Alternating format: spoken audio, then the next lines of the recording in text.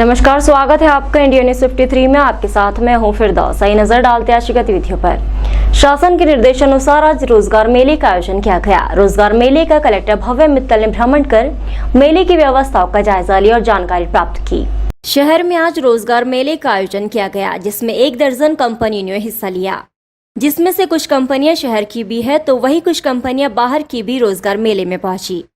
Collector भव्य मित्तल ने बताया कि रोजगार मेले में रोजगार के अवसर देने के लिए प्रशासन की मंशा अनुसार रोजगार मेले का आयोजन किया गया, जिसमें 1 दर्जन कंपनियां पहुंची है। अगर कोई स्वरोजगार भी करना चाहता है या फिर कोई व्यवसाय में आगे बढ़ना चाहता है तो उसके लिए भी रोजगार मेले में व्यवस्था है। बैंक और जिला रोजगार अधिकारी द्वारा स्वरोजगार करने के लिए भी मार्गदर्शन और काउंसलिंग की जा रही है। पार्टिसिपेट किया, कितनी कंपनियां अभी जो है चालू ही हुआ है रोजगार आज मेला। आज पूरा दिन रहेगा। हमारे बच्चे आते जा रहे हैं। कई कंपनियां यहाँ पे इंदौर से भी आई हैं, बुरहानपुर की लोकल की भी कंपनियां हैं। यहाँ पे हर तरह की जॉब ऑफर की जा रही है। कई सारी जॉब ऐसे हैं जिसमें पहले 2 से 3 महीने का ट्रेनिंग रहता है और जो फर्म है वो ही प्लेसमेंट भी इंश्योर करती है। इसमें करियर काउंसलिंग भी किया गया है ताकि बच्चे को अपने किस डायरेक्शन में उसको जाना चाहिए, कोई और करियर उसका करियर पाथ चुनना चाहिए, उसके बारे में भी कोचिंग क्लासेस वाले और अन्य करियर काउंसलिंग की टीम अपनी रही है। जिन बच्चों को स्वरोजगार करना है, सेल्फ एम्प्लॉयमेंट की तरफ जाना है, उनके लिए हमारे बैंक की भी 2 बैंक से टीम आई है और हमारे ITI के, हमारे LDM, हमारे जिला उद्योग केंद्र के भी लोग हैं जो उनको गाइड करेंगे और स्वरोजगार से भी जोड़ेंगे। जॉब लेटर कब तक दिया जाएगा? कई सारी कंपनीज ने मुझे बताया है कि उनके पास 10 से लेकर 20 की वैकेंसीज हैं। कुछ लोग सिंगल राउंड की टेस्ट करते हैं, कुछ लोग डबल और ट्रिपल राउंड करते हैं। तो कई बच्चों को यहाँ पर बस सिंगल राउंड में जो भी शॉर्टलिस्ट होंगे उनको मल्टीपल राउंड में कंपनी में जाना पड़ेगा और जो सिंगल राउंड के करते हैं वो at the end of the day decide करके कर पाएंगे। कुछ कंपनियाँ ऐसे भी हैं जिनको फाइनल अपने परमिशन के लिए अपने वरिष्ठ अधिकारियों से बात करनी पड़ती है। तो अलग अलग कंपनियों के हिसाब से यहाँ पर रोजगार दिया जाएगा। पुलिस थाना सिटी कोतवाली क्षेत्र अंतर्गत सवेरा लॉज के पास एक वन रक्षक का शव मिलने से क्षेत्र में हड़कंप मच गया। पुलिस ने शव पंचनामा तैयार कर PM जिला अस्पताल में करवाया। बुरहानपुर के सवेरा लॉज के पास वन रक्षक का शव मिलने से हड़कंप मच गया। वन रक्षक का शव 108 की सहायता से जिला अस्पताल पहुंचाया गया, जहां पर पुलिस ने तहरीर कायम की।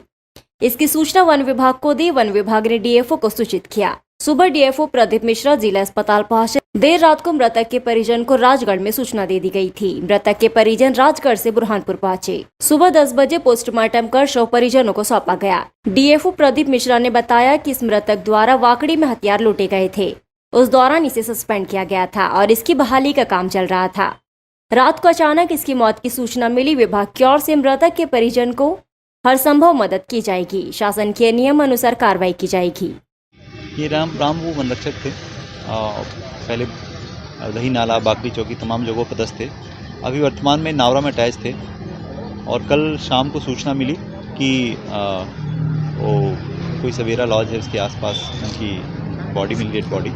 तत्काल उसके बाद सूचना दी गई कृषि अधिकारी द्वारा थाना प्रभारी को और उसके बाद आज उनका PM रिपोर्ट हुआ है। PM रिपोर्ट के बाद मतलब कोई ऐसे विशेष कारण तो स्पष्ट नहीं हो पाए हैं कि क्यों उनकी डेथ हुई है। बाकी उनके परिवारजन आए हैं, उनसे मुलाकात हो गई है। उनको जो बेसिक सहयोग होता है और जो शासन के जो प्रावधान होते हैं उसकी कार्रवाई आज से प्रारंभ करके जल्दी जल्दी इनके परिवार को अनुकंपा नियुक्ति के तहत जो लाभ मिलते हैं वो लाभ दिए जाएंगे। इसके अन्य भी हम लोग लाभ सोच रहे हैं कि और क्या लाभ दे सकते हैं। वन मंडल के समस्त कर्मचारी एकजुट होकर विचार विमर्श करके उनको लाभ दिलाने का प्रयास कर रहे हैं। सस्पेंड कर्मचारी थे नावरा चौकी में जो घटना, हाँ, बंदूक जो घटना हुई थी उसमें ये मुख्यालय पे बहुत दिनों से एब्सेंट थे। इसके चक्कर में इनको एब्सेंट किया गया था।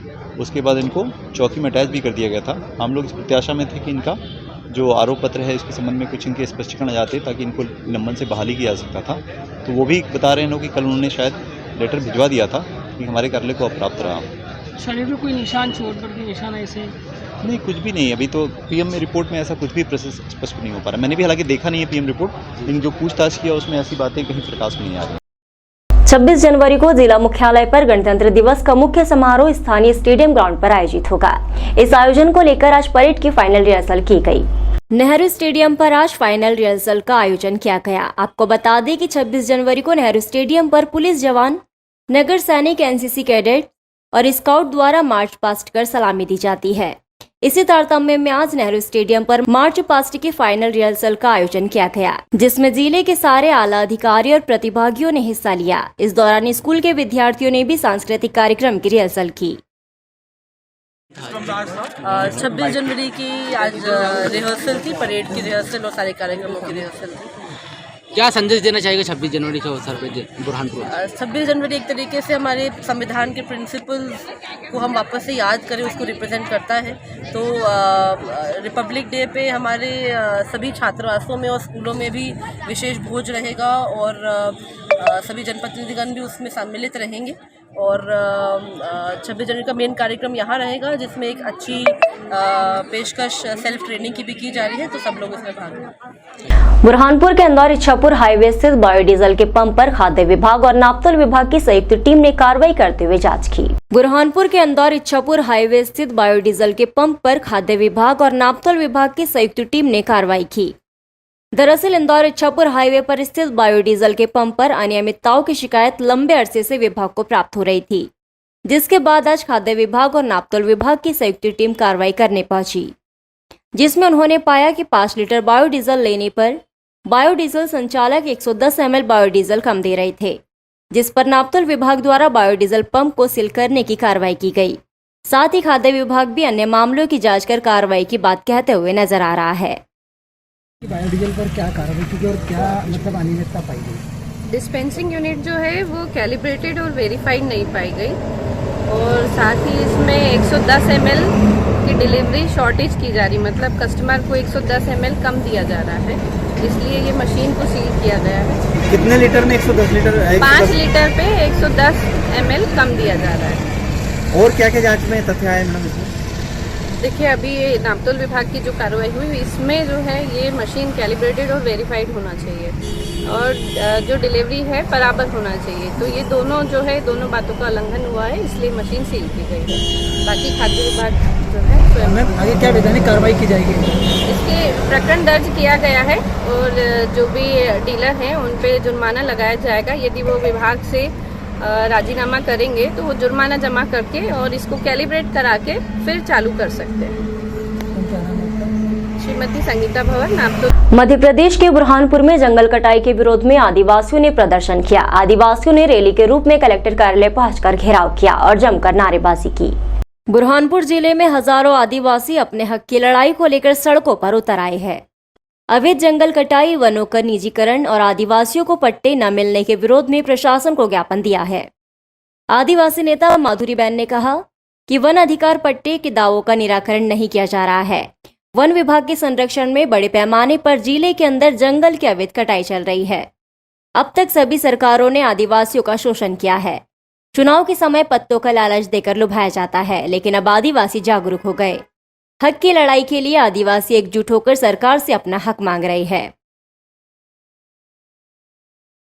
जंगल को बेचा जा रहा है और एक तरफ आदिवासियों को उजाड़ा जा रहा है, क्योंकि अभी तक के 3-4 साल से अभी लगातार MP वन मित्र पोर्टल चालू होने के बाद में सत्यापन प्रक्रिया जो होना चाहिए थी, जो ग्राम सभा होनी चाहिए थी, 1/3 महिला होनी चाहिए और 50% दावेदार की उपस्थिति होनी चाहिए जो ग्राम सभा में, पर उसको पूरी तरह से नकारा गया है और मनमानी तरीके से और बिना ग्राम सभा और बिना दावेदारों को सूचना के उन्होंने सत्यापन कर दावे को खारिज कर दिया है। अभी भी जिले में 10,000 दावों में से ओनली लगभग 3,300 के आसपास में दावे का निराकरण हुआ है और पूरा जो शासन प्रशासन है वो पूरी तरह से उसके ऊपर चुप बैठा है और आदिवासियों के ऊपर हमेशा हमला होता है और जहां दावेदार होता है वहां पर उन्हें प्रताड़ित किया जाता है, वहां उनका काम नहीं करने दिया जाता है और जहां पर काफ़ी तादाद में जहां पर जंगल कटा जाता है वहां पर फॉरेस्ट विभाग लिप्त होता है।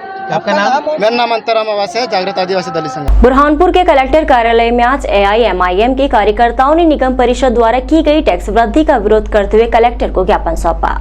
बुरहानपुर के कलेक्टर कार्यालय में आज AIMIM के कार्यकर्ताओं ने कलेक्टर को निगम द्वारा की गई टैक्स वृद्धि को लेकर ज्ञापन सौंपा। दरअसल निगम की परिषद द्वारा टैक्स वृद्धि को लेकर मंजूरी दी गई थी, जिसके बाद शहर भर में इसका विरोध शुरू हो गया है, क्योंकि अतिरिक्त टैक्स शहर की गरीब जनता पर आर्थिक बोझ डालेगा और ऐसे में नगर निगम द्वारा जो टैक्स पारित किया गया है उसको शीघ्र वापस लिया जाना चाहिए। इसी को लेकर आज AIMIM ने कलेक्टर को टैक्स वापस लेने संबंधित एक ज्ञापन सौंपा। अब देखना ये होगा कि कलेक्टर इसमें हस्तक्षेप कर टैक्स को वापस करवा पाते हैं या नहीं, ये तो आने वाला समय बताएगा। आज MIM नगर निगम बुरहानपुर के विरुद्ध यहाँ पर एक ज्ञापन माननीय कलेक्टर महोदय को देने आई है। नगर निगम कमिश्नर अपने पदन्य कर्तव्य से परे जाकर जनता के हित और अधिकारों का शोषण कर रहा है। वो पत्र कहाँ है? नगरीय प्रशासन एवं विकास मध्य प्रदेश भोपाल द्वारा दिनांक 2/6/2020 को एक पत्र जारी हुआ, जिसके अंदर आयुक्त ने स्पष्ट लिखा है कि ऐसे हितग्राही जो संबंधित आबादी क्षेत्र में पूर्व से निवास करते हैं एवं नगरीय निकाय को नियमित संपत्ति समेकित कर का भुगतान कर रहे हैं, किंतु उनके पास भूमि स्वामित्व संबंधित कोई दस्तावेज उपलब्ध नहीं हो पा रहे हैं, उस स्थिति में भी हितग्राही को भी योजना के BLC घटक पात्र किए जाने की स्वीकृति दी जाती है। आवास योजना में हाँ, ऐसे हितग्राही जिनके पास विक्रय पत्र दान पत्र का नोटरी दस्तावेज उपलब्ध है तथा विगत 5 वर्षों से उस स्थल पर निवासरत है, वह भूमि स्वामित्व संबंधी कोई विवाद नहीं है, वह हितग्राही प्रधानमंत्री आवास योजना के लिए पात्र किए जाने की स्वीकृति दी जाती है। दिक्कत क्या जा रही? दिक्कत ये जा रही है कि नगर निगम आयुक्त उन्हीं लोगों को प्रधानमंत्री आवास योजना का लाभ दे रहे हैं जिनके खसरे में नाम पृथक है, जबकि आयुक्त ने स्पष्ट इस पत्र में जारी कर दिया कि जिस व्यक्ति के पास मात्र अगर टैक्स की रसीद भी है तो वो प्रधानमंत्री आवास योजना प्राप्त करने का अधिकारी है। जिस व्यक्ति के पास दान पत्र है, जिस व्यक्ति के पास बख्शिश है, अगर वो नोटराइज है और उसमें कोई विवाद नहीं है तो वो व्यक्ति भी प्रधानमंत्री आवास योजना का लाभ पाने का अधिकारी है। और नगर निगम विगत 2 वर्षों से मनमानी कर रही है, राज्य शासन के जो निर्देश है उनकी अनदेखी कर रही है, उल्लंघन कर रही है, और जिसके कारण बुरहानपुर शहर की जनता के हित प्रभावित हो रहे हैं। ये पत्र नगर निगम में आने को 2 साल हो गए। आयुक्त नगर निगम ने इस पत्र को दबा कर रखा है। नए पार्षद जो है उनको बेचारों को जानकारी नहीं है पूरा ज्ञापन देने पहुंचे, इसलिए आज हम माननीय कलेक्टर महोदय के पास आए थे इस ज्ञापन के माध्यम से कि जो भी प्रधानमंत्री आवास योजना की कार्रवाई योजना बुरहानपुर में संचालित हो तो राज्य शासन के इस पत्र के माध्यम से